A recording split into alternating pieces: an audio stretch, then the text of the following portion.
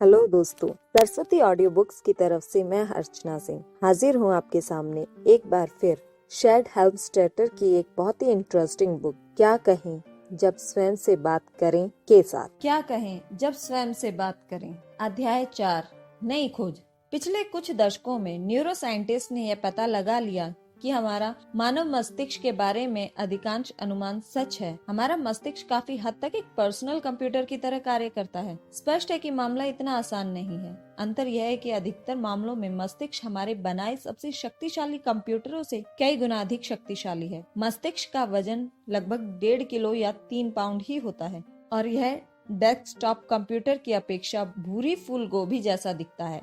मस्तिष्क कुछ महत्वपूर्ण मायनों में मानव निर्मित कंप्यूटर की तरह ही कार्य करता है, जिसे वास्तव में मस्तिष्क की कार्यप्रणाली के आधार पर ही बनाया गया है। गैर तकनीकी भाषा में कहा जाए तो कंप्यूटर के 3 बुनियादी भाग होते हैं: एक स्क्रीन, एक कीबोर्ड या टच स्क्रीन और एक हार्ड ड्राइव या प्रोग्राम डिस्क। कंप्यूटर में क्या प्रोग्रामिंग की जा सकती है, यह देखने के लिए हम स्क्रीन का प्रयोग करते हैं। स्क्रीन पर ही परिणाम भी दिखाई देते हैं, यानी वह जानकारी जो हम जानते हैं कंप्यूटर द्वारा हमारे लिए संग्रह करते हैं। कीबोर्ड या टच स्क्रीन वह है जिसके द्वारा हम कंप्यूटर को निर्देश और जानकारी देते हैं, तथा हार्ड ड्राइव वह यंत्र है जिसमें हम जानकारी दर्ज और संग्रह करते हैं। हम इस पर जो भी जानकारी दर्ज करें वह हमेशा हमेशा के लिए दर्ज रहती है, जब तक कि कोई पुरानी जानकारी को मिटाकर इसे खाली न कर दे। मानव मस्तिष्क के भी यही बुनियादी हिस्से होते हैं। कंप्यूटर की स्क्रीन का अर्थ है हमारा हुलिया और कार्य जो हम अपने आसपास के संसार के सामने दिखाते हैं। इंसान की 5 इंद्रियां इस कंप्यूटर का कीबोर्ड है। हम जो भी सुनते हैं, देखते हैं, स्वाद लेते हैं, स्पर्श करते हैं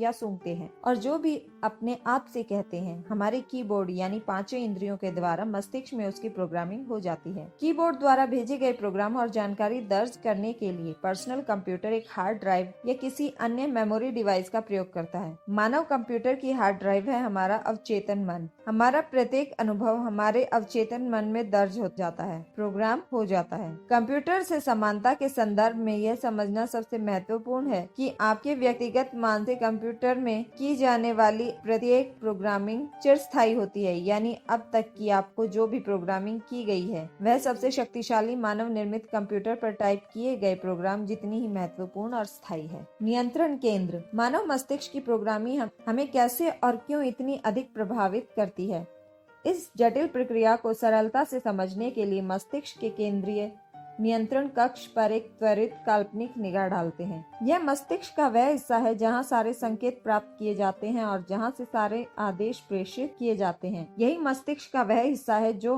अच्छा अनुभव करवाता है, कड़ा परिश्रम करता है और कार्य पूरे करवाता है। यह जब उतनी अच्छी तरह निर्देशित न हो तो यह हमें धीमा कर देता है, परिणाम को लेकर डर पैदा कर देता है और हमें चलते चलते रोक देता है। अब मस्तिष्क के नियंत्रण कक्ष में खड़े होने की कल्पना करें। सामने एक दीवार की कल्पना करें जिस पर लाइट के लाखों स्विच लगे हों। एक खंड के स्विच हमारी मनोदिशा को नियंत्रित करते हैं, दूसरे खंड के स्विच हमारे स्वास्थ्य को नियंत्रित करते हैं, किसी अन्य खंड के स्विच हमारी भावनाओं को नियंत्रित करते हैं और एक अन्य खंड के स्विच हमारे नियोजन कार्यों को, एक स्विच हमारी आशाओं और स्वप्नों को नियंत्रित करने का कार्य करते हैं। एक और खंड इस बात के लिए जिम्मेदार होता है कि हम कैसे कार्य करते हैं, हिलते हैं, बैठते हैं, खड़े होते हैं, चलते हैं, दिखते हैं, बोलते हैं या प्रतिक्रिया करते हैं। हमारी प्रत्येक चीज, हमारी स्मरण शक्ति, हमारा विवेक, हमारा दृष्टिकोण, हमारे डर, हमारी रचनात्मकता, तर्क शक्ति और मनोबल, सब कुछ हमारे मानसिक नियंत्रण कक्ष के स्विच द्वारा नियंत्रित होता है। जब भी कोई सूचना नियंत्रण कक्ष तक भेजी जाती है तो उचित स्विच के खंड को उचित निर्देश भेजे जाते हैं।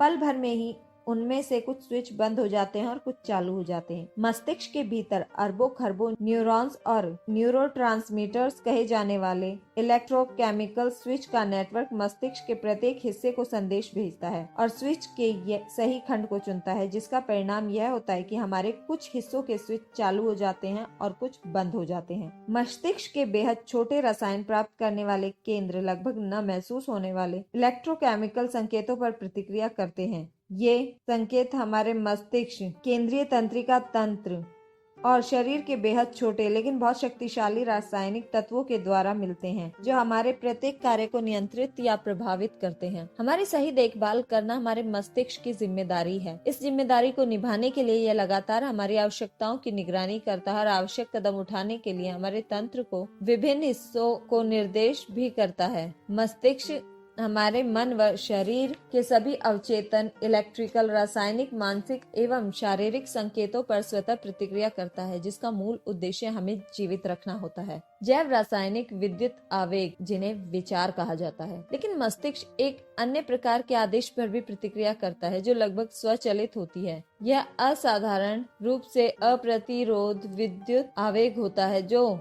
मस्तिष्क के स्विच को चालू या बंद करता है। हमें निर्देशित और नियंत्रित करने वाले इस विद्युत आवेगों व विशेष मानसिक आदेशों को विचार कहा जाता है। हम जो भी विचार करते हैं, अपने आप से चेतन या अवचेतन रूप से जो भी कहते हैं, वह विद्युत आवेगों में बदल जाता है। ये आवेग हमारे मस्तिष्क के नियंत्रण केंद्र को निर्देशित करते हैं और यह विद्युत और रासायनिक रूप से प्रतिदिन प्रतिपल हमारी प्रत्येक गतिविधि, प्रत्येक भावना और प्रत्येक कार्य को प्रभावित व नियंत्रित करें। आपने अपने मस्तिष्क में जिन विचारों की भी प्रोग्रामिंग की है या दूसरों को ऐसा करने की अनुमति दी है, वे आपकी प्रत्येक चीज को प्रभावित और निर्देशित या नियंत्रित कर रहे हैं। जिस दिन हम पैदा होते हैं, उसी दिन से हमें ढेर सारी प्रोग्रामिंग मिलने लगती है।